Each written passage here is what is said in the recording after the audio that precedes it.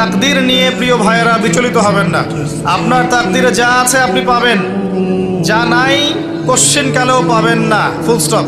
আপনার তাকদীরে যা আছে আপনি পাবেন, না পেয়ে আপনি দুনিয়া থেকে যাবেন না, ফুল স্টপ। আর আপনার তাকদীরে যা নাই সারা দুনিয়ার মানুষ মিলে আপনাকে দিতে পারবে না।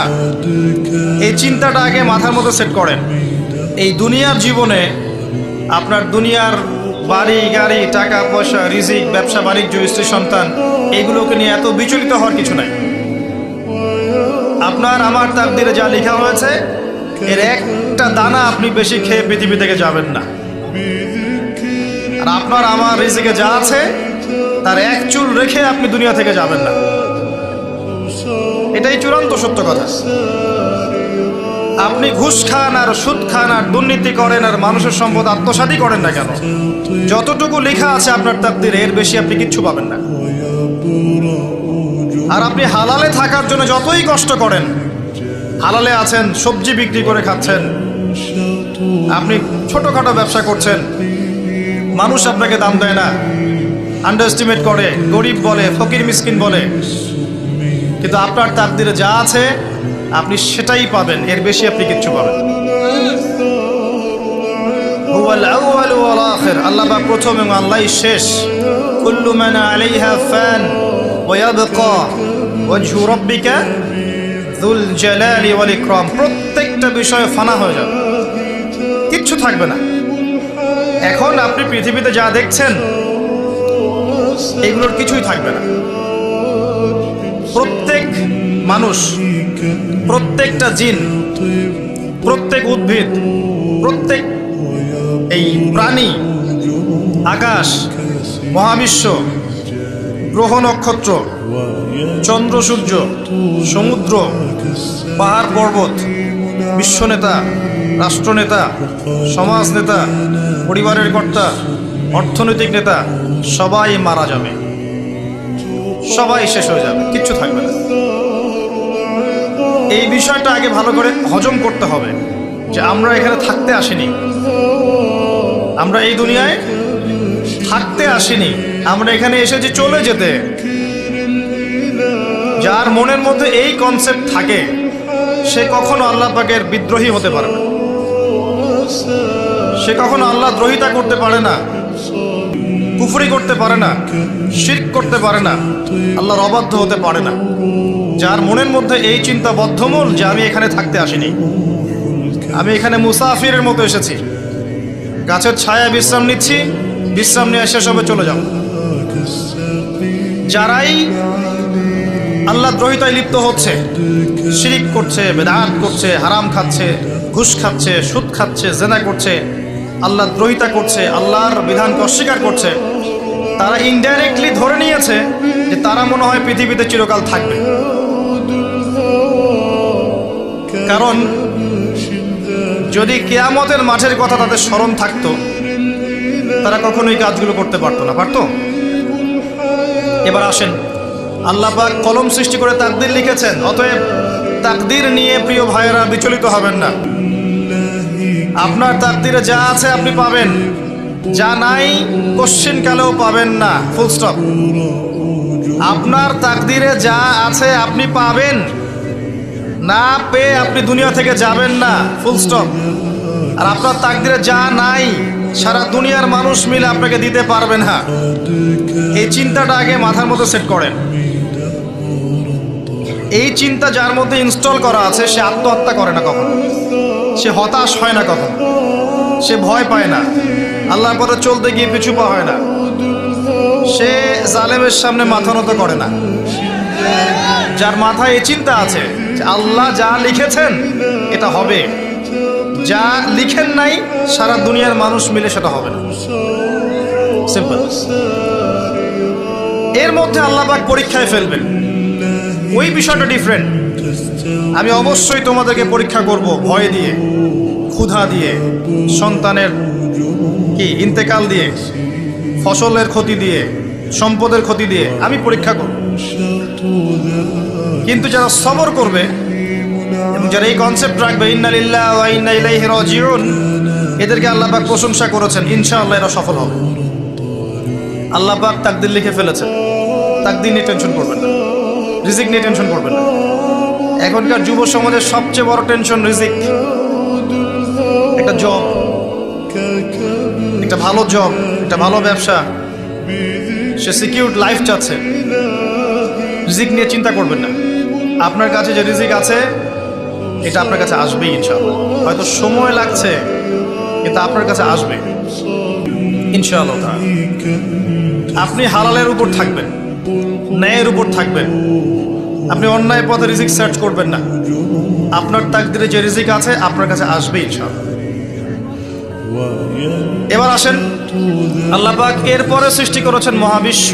এই পুরো মহাবিশ্ব তাকদির লেখার পরে মহাবিশ্ব কয় দিনে? ফি সিত্তাতি আইয়াম, 6 দিনে। মাত্র 6 দিনে আল্লাহ পাক পুরো মহাবিশ্ব সৃষ্টি করেছেন।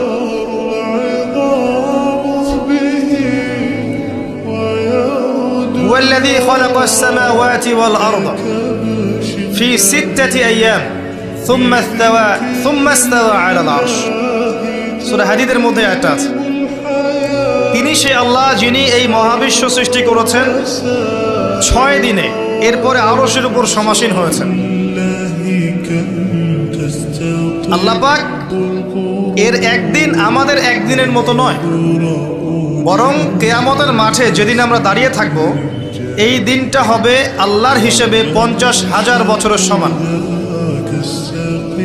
মানুষ অস্থির হয়ে থাকবে, বিচার শুরু হচ্ছে না কেন। অপেক্ষা করা কাজটা খুব যন্ত্রণাদায়ক, তাই না? কারো জন্য অপেক্ষা করে আছেন, 1 ঘন্টা পর আসবে, এলো না, আপনি অস্থির হবেন। 2 ঘন্টা পরে এলো না, 10 ঘন্টা পরে এলো না, আপনি অস্থির হবেন, পায়চারি করবেন, বই পড়বেন, নাস্তা খাবেন, হাঁটাহাঁটি করবেন, আপনি ব্যাকুল হয়ে যাবেন। অপেক্ষা করা একটা ডিফিকাল্ট কাজ। কিয়ামতের মাঠে মানুষ 50,000 বছর অপেক্ষা করবে, বিচার শুরু হচ্ছে না কি জন্যে। সবাই গিয়ে ধন্না দিবে, প্রথমে আদম আলাইহিস সালাম, তারপরে নূহ আলাইহিস সালাম, ইব্রাহিম, মূসা, ঈসা আলাইহিমুস সালাম। আল্লাহর কাছে একটু সুপারিশ করেন, বিচার যেন শুরু হয় অ্যাটলিস্ট। কেউ কিচ্ছু করতে পারবে না, কারণ সবাই বলবে ইয়া নাফসি ইয়া নাফসি। দূর থেকে একজনের আওয়াজ আসবে, যিনি ইয়া নাফসি বলছেন না, যিনি বলছেন ইয়া উম্মতি ইয়া উম্মতি। সবাই তার কাছে যাবে এবং তিনি আমাদের নবী মুহাম্মদুর রাসূলুল্লাহ সাল্লাল্লাহু আলাইহি ওয়াসাল্লাম সিজদায় পড়ে যাবেন এবং তার উম্মার জন্য সুপারিশ করবেন। উম্মার কবিরা গুনাহগার ব্যক্তিদেরকে সুপারিশ করে তিনি জান্নাতে নিয়ে যাবেন ইনশাআল্লাহ। আল্লাহ তাকে ওয়াদা করেছেন, হে নবী, তোমার উম্মতের কোনো ব্যক্তি যদি শিরিক না করে আমার সামনে উপস্থিত হয় আমি তাকে মাফ করে দেব ইনশাআল্লাহ। হাদিসে কুদসির মধ্যেও আছে যে হে আদম সন্তান, তুমি যদি দুনিয়ার সমান পাপ নিয়ে, আসমান জমিন সমান পাপ নিয়ে আমার সামনে দাঁড়াও, কিন্তু আমার সাথে কাউকে শরিক করনি, তাহলে আমি আল্লাহ তোমার সামনে আসমান জমিন সমান ক্ষমা নিয়ে উপস্থিত হব ইনশাআল্লাহ। শোনেন, 1000-999 জন মানুষ জাহান্নামে যাবে, প্রতি 1000-999 জন মানুষ জাহান্নামে যাবে। সহিহ বুখারীর হাদিস 4 বার এসেছে। এখানে ইকুয়েশনটা এমন না যে ম্যাথামেটিক্যালি ক্যালকুলেট করতে হবে, এমন নয়। এটা দিয়ে আধিক্য বোঝানো হচ্ছে, বেশিরভাগই জাহান্নামে যাবে। এই কথা আল্লাহ পাক কিন্তু সূরা আরাফের মধ্যেও বলেছেন 179 নম্বর আয়াতে, ওয়ালাকাদ যারানা লিজাহান্নামা কাসীরাম মিনাল জিন্নি ওয়াল ইনস। একই বিষয়ে কোরআন হাদিস পরস্পর মিলে যায়। এখানে একটা বিষয় বুঝতে হবে, আল্লাহ পাক বলেছেন সূরা নিসার মধ্যে, ইন্নাল্লাহা লা ইয়াগফিরু আন ইউশরাকা বিহি ওয়া ইয়াগফিরু মা দুনা যালিকা লিমান ইয়াশা। আল্লাহ পাক তার সাথে শিরকের গুনাহ মাফ করবেন না, এছাড়া যে কোনো গুনাহ আল্লাহ পাক যাকে ইচ্ছা মাফ করতে পারেন। তার মানে যে বেশিরভাগ মানুষ জাহান্নামে যাচ্ছে তাদের আমলনামায় কোন পাপ থাকতে পারে? কথা বোঝা যাচ্ছে কি? নিঃসন্দেহে তাদের আমলনামায় শিরকের পাপ থাকবে। এটা বুঝতে আপনাকে পিএইচডি করার দরকার নাই। আল্লাহ পাক শিরক ব্যতীত যে কোনো পাপ যাকে ইচ্ছা মাফ করতে পারে। তার মানে তারা জাহান্নামে যাচ্ছে বিকজ অফ শিরক। আমাদের মুসলিমরা এখন শিরক বোঝে না। অমুসলিমরা তো শিরক করেই। যেমন কেউ বলছে ওয়াকালাতিল ইয়াহুদু উযাইরুন ইবনুল্লাহ, ইহুদিরা বলছে উযাইর আল্লাহর সন্তান, নাউযুবিল্লাহ, শিরক। অথচ ওরাই এখন বিশ্বকে রুল করছে, তাই না? ওয়াকালাতিন নাসারা আল মাসীহ ইবনুল্লাহ, নাসারা বলছে যে ঈসা ইবনে মারইয়াম আল্লাহর সন্তান, তাই না? অথচ ওই সভ্যতাই এখন বিশ্বকে রুল করছে। যালিকা কাউলুহুম বিআফওয়াহিহিম, এটা ওদের মুখের কথা, এটা জাস্ট মুখের কথা। আবার অনেক সময় দেখা যায় যে আল্লাহকে বাদ দিয়ে আমরা মাধ্যম পূজাও করছি। অমুসলিমরা তো শিরক করছেই, যারা মুসলিম তারা দেখবেন আল্লাহকে বাদ দিয়ে মাধ্যম পূজা শুরু করেছে। মাজারের পূজা করছে, কবরের পূজা করছে, মৃত ব্যক্তির ওসিলায় পার পাওয়ার চেষ্টা করছে। মুসলিম থেকে দেখবেন তাকদীরকে অস্বীকার করছে, আল্লাহর হালালকে হারাম করছে, আল্লাহর হারামকে হালাল করছে। মুসলিম থেকে দেখবেন যে হাতে একটা আংটি পরেছে, ভাই কি জন্য পরেছেন? এই রোগ ভালো হবে আমার। গলায় একটা বালা ঝুলিয়েছে, কোমরে একটা মাদুলি, ভাই এগুলো কেন? এগুলোতে রোগ ভালো হবে। মুসলিমদের কথা বলছি, অমুসলিমদের কথা বাদ দেন। যারা বলছে আল্লাহর সন্তান আছে, ওদের কথা তো বলার দরকার নেই আমাদের, কারণ এগুলো স্পষ্ট শিরক। তবে এতটুকু বলি যে 25শে ডিসেম্বরে যারা বলেছে মেরি ক্রিসমাস, বলেছে না? 25শে ডিসেম্বর যারা বলেছে মেরি ক্রিসমাস, মুসলিমদের মধ্যে এরা স্বীকার করে নিয়েছে যে ওই দিন আল্লাহ রাব্বুল আলামিন ঈসা আলাইহিস সালামকে জন্ম দিয়েছেন। নাউযুবিল্লাহ, নাউযুবিল্লাহ। আর এটা এত বড় একটা কথা, এই কথা যদি আসমান জমিন আর পাহাড় শুনে রিয়্যাক্ট করতে পারতো, থরথর করে কেঁপে ভেঙে যেত। সূরা মারিয়ামের শেষের দিকে পড়ে দেখেন, وقالوا اتخذ الرحمن ولدا لقد جئتم شيئا إدا تكاد السماوات والأرض يتفطرن منه وتنشق الأرض وتخر الجبال هدا। পরেন অর্থটা, আসমান জমিন পাহাড় যদি এই কথা শুনে রিয়্যাক্ট করতে পারতো, এরা চৌচির হয়ে যেত। এত বড় একটা কথা বলেছো তোমরা, ঈসা আলাইহিস সালামকে আল্লাহ পাক জন্ম দিয়েছেন। নাউযুবিল্লাহ। এরা তো শিরক করছেই। মুসলিমরাও দেখবেন এই যেগুলো বললাম, আল্লাহকে বাদ দিয়ে অন্যের কাছে দোয়া করছে, আল্লাহকে বাদ দিয়ে অন্যকে সেজদা করছে, আল্লাহকে বাদ দিয়ে অন্যের কাছে নজর মানত করছে, আল্লাহকে বাদ দিয়ে অন্যের জন্য জবাই করছে, আল্লাহর তাকদীরকে অস্বীকার করছে, আল্লাহর হালালকে হারাম করে নিচ্ছে, আল্লাহর হারামকে হালাল করে নিচ্ছে। দেখবেন মুসলিমরা করছে। এবার মুসলিম জেনারেশন, এমন একটা প্রজন্ম বের হয়েছে এখন, ইয়াং জেনারেশনের, তারা বলছে যে এই মহাবিশ্ব বিগ ব্যাং থেকে সৃষ্টি হয়েছে, আল্লাহ বলতে কিছু নাই। আপনি বোঝেন কি কারণে প্রতি হাজারে 999 পিপল জাহান্নামে কেন যাবে?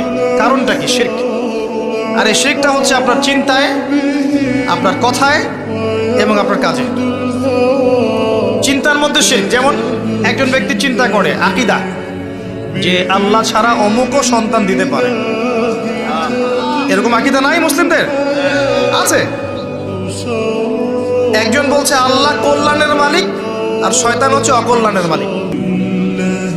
কথাটা শুনতে খুব ভালো লাগে না? অকল্যাণ হয়তো আল্লাহর পক্ষ থেকে আসে না, আল্লাহ পবিত্র, অকল্যাণ শয়তানের পক্ষ থেকে আসবে। ব্যাপারটা কি এমন?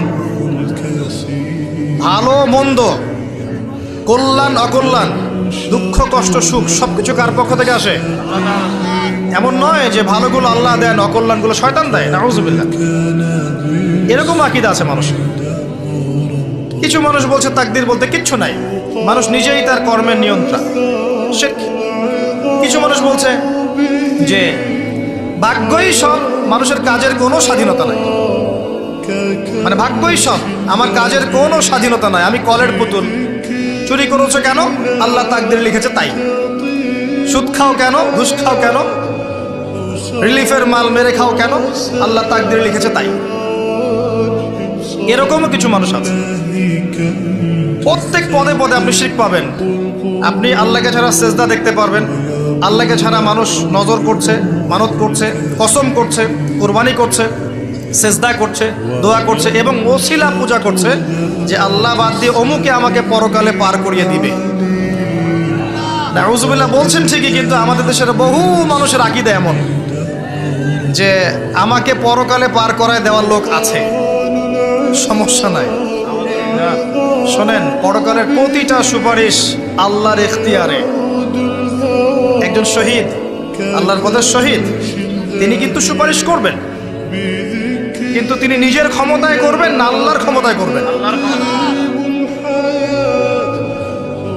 আলেম, হাফেজ, আল্লাহর পথের যারা মুজাদ্দিদ ছিলেন, আল্লাহওয়ালা আউলিয়া মানুষ, নবীগণ, সিদ্দিকগণ, সুহাদা, সুপারিশ করবেন নিজেদের ক্ষমতায় না আল্লাহর ক্ষমতায়।